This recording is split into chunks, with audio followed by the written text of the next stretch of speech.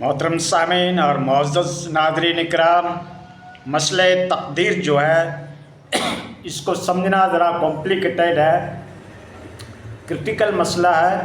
لیکن دوستو اللہ رب العزت نے انسان کو اختیار دے رکھا ہے، چاہے تو نیک اعمال کرے اور چاہے تو بدی کا راستہ اختیار کرے، ناشکری کا راستہ اختیار کرے۔ کلام پاک کے اندر اللہ رب العزت ارشاد فرما رہا ہے، اِنَّا هَدَيْنَاهُ السَّبِيلَ اِمَّا شَاكِرًا وَإِمَّا كَفُورًا، کہ ہم نے آپ کے لیے راستہ واضح کر دیا۔ اب انسان کے اوپر ہے کہ وہ شکر کی روش اختیار کرتا ہے یا ناشکری کی، اللہ کے حکم کی عدولی کرتا ہے یا اس کے اوپر عمل درآمد کرتا ہے۔ یہ انسان کو اللہ رب العزت نے اختیار دے رکھا ہے۔ تقدیر لوح محفوظ میں لکھی جا چکی ہے اللہ کی طرف سے، کیونکہ اللہ کے علم میں تو یہ ہے کہ آگے چل کر انسان کیا کرے گا، اللہ کے پاس اس کا کمپلیٹ نالج ہے۔ لیکن اللہ رب العزت نے یہ بھی کہا ہے کہ کوشش انسان کو کرنی پڑے گی۔ اب یہ انسان ایک یہ سوچے کہ بھائی میری تقدیر میں گمراہی لکھی ہے تو میں کیوں کوشش کروں نیک اعمال کی، وہ تو رب نے لکھ دیا۔ نہیں، اللہ رب العزت نے تمہیں اختیار دیا ہے کہ اگر تم نیک اعمال کرو گے تو مسبب الاسباب اس کا تمہیں نتیجہ دے گا، اور یہ سب سے پہلے لکھا جا چکا ہے اللہ کی ڈسٹینی میں، اس کی تقدیر میں یہ سب لکھا جا چکا ہے کہ انسان آگے چل کر کیا کرے گا۔ اللہ اگر کسی سے نعمت کو چھین لیتا ہے، اولاد کو، دولت کو، انسان کو کوئی نقصان ہوتا ہے تو اس کے اوپر وہ افسوس کرتا ہے، لیکن یہ چیز پہلے لکھی جا چکی ہے کہ بندے کی عمر کتنی ہوگی، بندے کے ساتھ کیا کیا معاملات بنیں گے، لیکن انسان کے نالج میں نہیں ہے۔ اور اللہ تعالیٰ آزماتا ہے، کبھی تکلیفیں دے کر آزماتا ہے، کبھی مال کی کمی دے کر آزماتا ہے، اور کبھی وافر مال دے کر، زیادہ مال دے کر بھی انسان کو آزماتا ہے کہ آیا میرا بندہ میرا شکر ادا کر رہا ہے کہ نہیں کر رہا ہے، میری نعمتوں کے اوپر وہ شکر ادا کرتا ہے کہ نہیں کرتا ہے۔ یہ نعمتیں اللہ کی طرف سے ہوتی ہے، اور ان نعمتوں کا اگر تمہیں احساس کرنا ہے تو ہاسپٹل جائیے، آپ ہاسپٹل جا کے دیکھیے، کسی کا پیر نہیں ہے، کسی کی آنکھیں ڈیمیج ہے، کسی کے گردے خلاص ہو گئے، کسی کا ہارٹ ڈیزیز ہے، اور کوئی کس زخمی حالات کے اندر پڑا ہوا ہے۔ تب تمہیں اللہ کا شکر ادا کرنا چاہیے کہ اللہ رب العزت نے ہمیں جو صحت دی ہے، تندرستی دی ہے، ہیلتھ دی ہے، یہ اللہ کا کتنا بڑا احسان ہے۔ ایک انسان کئی کروڑوں روپے لگا کر بھی اپنی نئی آنکھ کو نہیں خرید سکتا، تو یہ آنکھ اللہ تعالیٰ کی کتنی بڑی نعمت ہے۔ اس طریقے سے اگر دل مجروح ہو جاتا ہے، ڈیمیج ہو جاتا ہے، اور دل اگر خراب ہو جاتا ہے تو اربوں روپے خرچ کر کے بھی ہم دل کو نیا نہیں خرید سکتے، ٹھیک ہے۔ تو یہ اللہ تعالیٰ کی کتنی بڑی نعمت ہے کہ اللہ نے صحت دے رکھی ہے، تندرستی دے رکھی ہے، ہمارے سبھی اعضاء اپنی جگہ کے اوپر ایکٹیو ہیں، اور یہ اللہ تعالیٰ نے جو جوانی دے رکھی ہے، صحت دے رکھی ہے، یہ اللہ تعالیٰ کی کتنی بڑی نعمت ہے۔ اگر انسان کے پاس دولت آتی ہے تو یہ اللہ کی نعمت کی شکل کے اندر ہے، اگر صحت ہے تو یہ اللہ کی نعمت ہے، اور اگر کوئی پد ملتا ہے، کوئی اچھے مقام پہ جاتا ہے تو بھی اللہ کا شکر ادا کرنا چاہیے کہ رب نے ہمیں یہ عزت بخشی ہے، ٹھیک ہے نا۔ ہاں، تو اللہ تعالیٰ کسی کو دولت دے کر آزماتا ہے، کسی کو مفلسی، تنگ دستی، فقر و فاقہ دے کر اس کو آزماتا ہے کہ بندہ میرا نام لیتا ہے کہ نہیں لیتا ہے، کسی کو بیماری دے کے آزماتا ہے، اور کسی کو صحت اور تندرستی دے کر آزماتا ہے کہ بندہ کتنا مجھے یاد کر رہا ہے، میں نے صحت دی ہے تو کیا میرے لیے ایکسٹرا نوافل پڑھ رہا ہے، کتنے سجدے کر رہا ہے، کتنا مجھے یاد کر رہا ہے۔ تو یہ اللہ تعالیٰ کی ایک آزمائش ہوتی ہے، انسان کو اللہ تعالیٰ نے فری ول دے رکھا ہے۔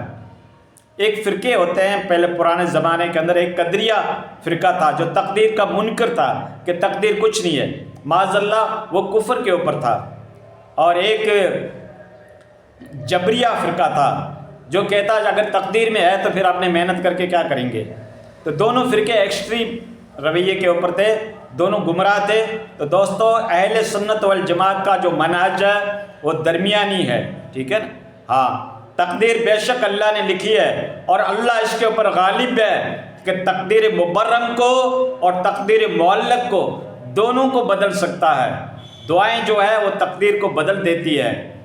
تو دوستو ہاتھ پہ ہاتھ دھر کے بیٹھ نہیں جانا چاہیے، بلکہ کوشش کرنی چاہیے۔ یہ عالم اسباب ہے، یہاں پہ ہم جو سبب اختیار کریں گے اس کا پھل اللہ تعالیٰ دے گا، اور ہاتھ پہ ہاتھ دھر کر بیٹھ جائیں گے اور روزی مانگتے رہیں گے کہ اگر ہماری تقدیر میں ہے تو آ جائے گی، اس طریقے سے روزی ملنے والی نہیں ہے۔ کیونکہ انسان کو اللہ تعالیٰ نے اختیار دے رکھا ہے، دماغ دیا ہے، طاقت دی ہے، سمجھداری دی ہے۔ اپنے ایفرٹ، اپنی کوشش کرو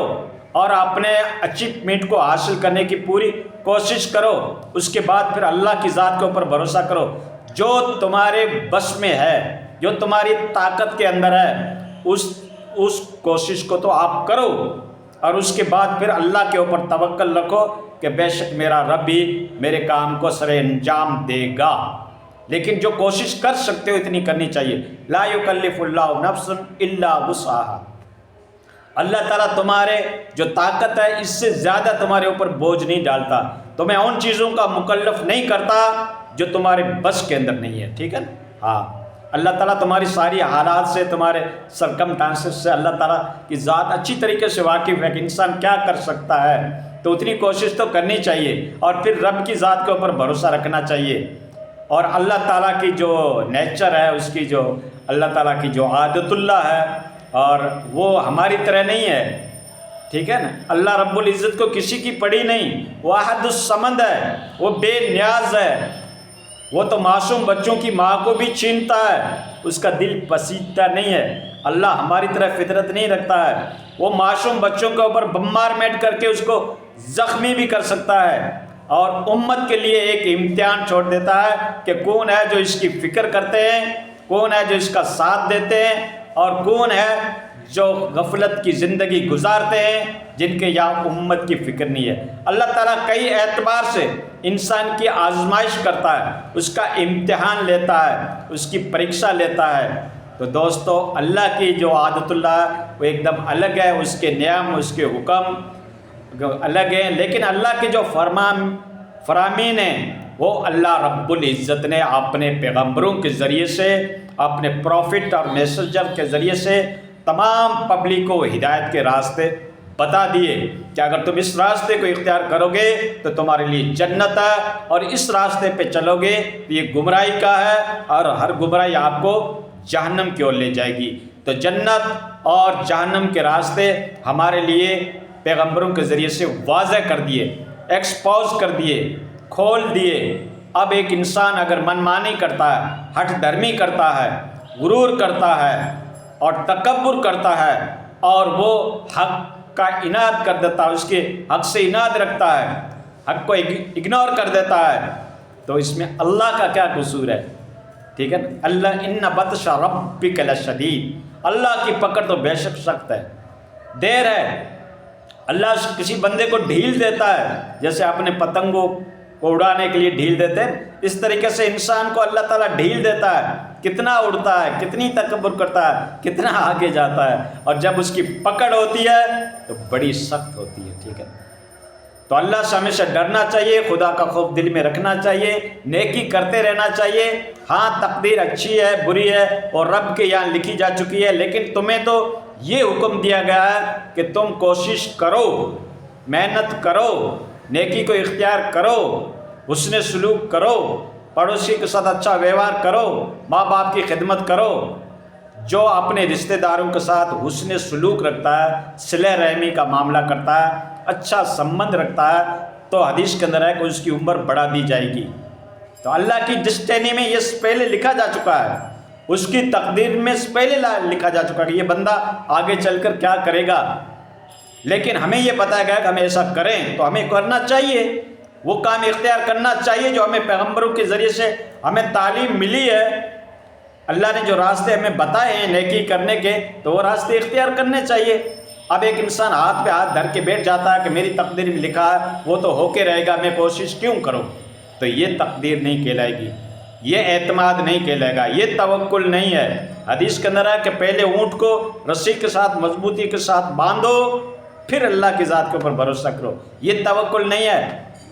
کہ ہم اونٹ کو کھلا چھوڑ دیں، کہیں اللہ اس کی حفاظت کرے گا، نصیب میں ہے تو آ جائے گا۔ یہ تقدیر نہیں ہے، یہ بے وقوفی ہے۔ ٹھیک ہے دوستو، تقدیر کا معاملہ بڑا ہی کمپلیکیٹڈ ہے اور ساری سچویشن آپ کے سامنے میں ایکسپلینیشن نہیں کر سکتا اس چھوٹے سی ویڈیو کے اندر، لیکن اللہ کی ذات کے اوپر بھروسہ رکھو، محنت کرتے رہو، انشاءاللہ محنت کے پیچھے آپ کو پھل ملے گا۔ اگر نیک کام کر رہے ہو تو نیکی کا بدلہ نیکی سے دیا جائے گا،